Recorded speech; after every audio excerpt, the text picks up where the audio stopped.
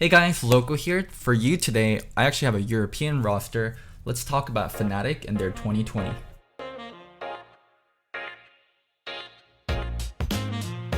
So the Fnatic roster for 2020 is Whippo, Selfmade, Nemesis, and Rekkles Hylissang in the bot lane. On the surface, it's been a pretty quiet offseason, but behind the scenes, the offseason was actually crazy for Fnatic, and there were so many different permutations in terms of how this roster could have turned out. So let's start with the biggest one first, the Youngbuck versus Rekkles ultimatum. So after Youngbuck left Fnatic, he talked about kind of the reasons he left why, and from the inside sources, we were able to learn that there was an ultimatum. It was either Youngbuck or Rekkles. So almost always you would choose a player over the coach just due to how much value a player has compared to a coach, but Youngbuck is one of the most decorated coaches in the West with 6 domestic title, and yeah, I don't think it was that easy of a decision. But Rekkles is Rekkles. He's pretty much the face of Fnatic, face of Europe to a certain regard, and a lot of their sponsorship and branding relies on Rekkles being on the team. So yeah, the team was left in a spot where they either choose Rekkles or Youngbuck, and they chose Rekkles. And now the second big iteration that could have happened was Broxah jungle and a new mid lane. It wasn't a secret in the offseason that Nemesis and Selfmade wanted to play together, but in the chance that Fnatic was not able to get Selfmade for jungle, they were gonna let Nemesis go and get a different mid laner. That didn't end up happening. They were able to get Selfmade, but there was a different world where Broxah stays and we have a new mid lane starting for Fnatic. So overall, only one roster move, but you guys can see how crazy it could have been. Now, let's go to the roster itself. For top, we have Whippo, a very recognizable player at this point. He's an aggressive laner that's exceptional on bruisers. Aatrox, GP, Renekton, the summer split was really good for him in terms of the meta champions that were really strong. All the EG play really well. GP, he's one of the best in the world at. Renekton, classic bruiser. Aatrox had to be permabanned for him. Yeah, a really good summer meta. There were times throughout the year though where we did see him struggle when he was on stuff like Akali, because they initially picked Akali for Nemesis and they swapped it top and he really struggled. Karma, not his best performance, and Shen and Ornn when he was put on tanks, also a pretty disappointing performance. Whippo is someone that loves applying pressure on the opponent single-handedly, but also in terms of, hey, my jungler might be up here, we might be able to 2v2 you guys. He's a ticking time bomb that you have to deal with in a proper way.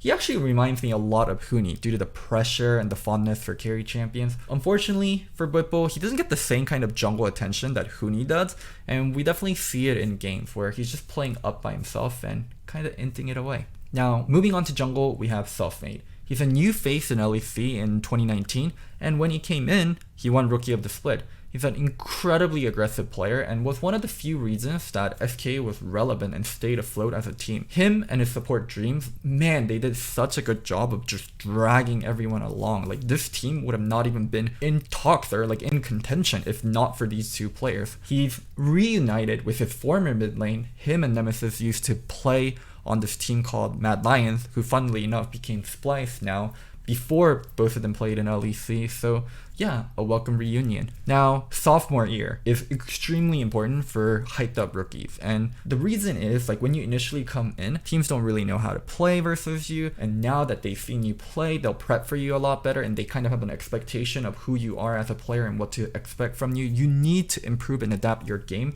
to have the same kind of success as you did in year 1 going into year 2, and that's what I want to see from Selfmade. Be a better version and a more complete version of yourself compared to who you were in 2019. There were definitely times where Selfmade created a huge lead for his team. I'm not sure if it was because he felt the pressure to carry. I'm not sure if he felt there was no one else on the team that could really do the job, but I would see him overplay and die in ways that just wasn't the greatest. Also, he built Infinity Edge on Rek'Sai. He's either crazy or I think a player that was on a team with not a lot of talent around him, so he just overdid things. And that's what I want to see change going into 2020. Be more well-rounded, trust in your teammates.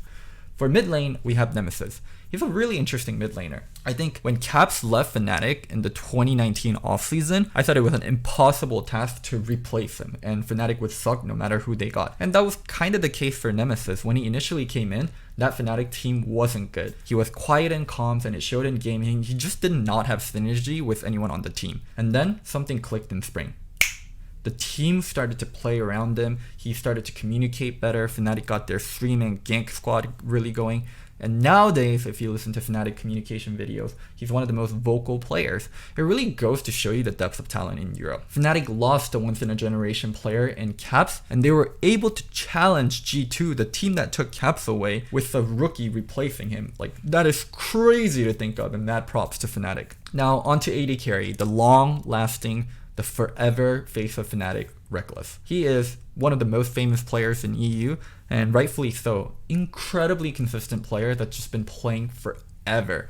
Solid laning, solid team fighting, very reliable. It's the classic style of AD carry we've all come to expect and love. This year was interesting for him since previously, when there was non-AD carries in the bot lane, he benched himself, and now he fully embraced it, playing a lot of Garen, Yuumi duo throughout the year. I know it's like a booster strat, Garen, Yuumi started somewhere else, but Rekkles and Hylissang were the ones that made it famous all over the world by just having so much success with it on the LEC stage. There's been a lot of criticism of Rekkles by my colleagues Dominate and Doran, and I'll try to give a more complete view on why. There is this expectation of Rekkles, right? He's been playing forever, he's like the captain of the team, so he has to be a leader, be a good example, but it's been counteracted by his selfish behavior. He can air out dirty laundry on his stream. That was not a good look. Sometimes he puts his emotion first and really wears it on his sleeve. And when people are looking at you to be the leader, maybe not the best thing to do. And also the constant complaining about the grooves, complaining about state of AD carry.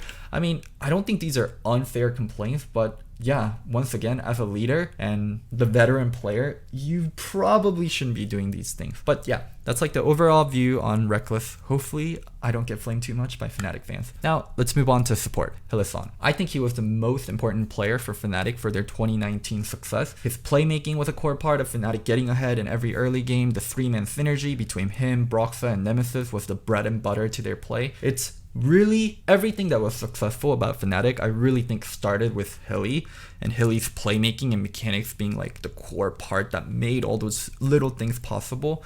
So yeah, mad props to him. 2019 was a year of the supports, and you can see Hilly took full advantage of it. His Pyke was one of the best in the world. That champion used to be giga broken, where you would earn so much gold by just participating in fights and using your ult properly, and Hilly did that well. Rakan, one of the strongest engagers in the game, also one of its best champion and one of the best at the world at. Like, him and Mickey really carried the Western supports in terms of putting them on the map globally. Now, let's talk about them overall as a team. It should pretty much be the same in 2020, right? I actually don't think so. I think this Fnatic roster has a chance to be leaps and bounds better than their 2019 roster. Fnatic in 2019 was rigid and systematic. They were a team with lots of flaws, but they found a way to play around it by having a very clear system. Strong level 1, 3-man group to get mid ahead, and fast tempo in terms of grouping as 5 and engaging. Whenever they play champions like Gragas, Nautilus, Leona, Rakan, Veigar, these champions with strong ways to force fights, they would not waste time once they were ahead to group and really force that fight and tower dive onto opponents. I think having such a rigid system will frustrate a player like Selfmade, especially in early game where jungle has so much different decisions on how he can play. Selfmade is a different player from Broxah. He doesn't have the same kind of limitations, so I would love to see him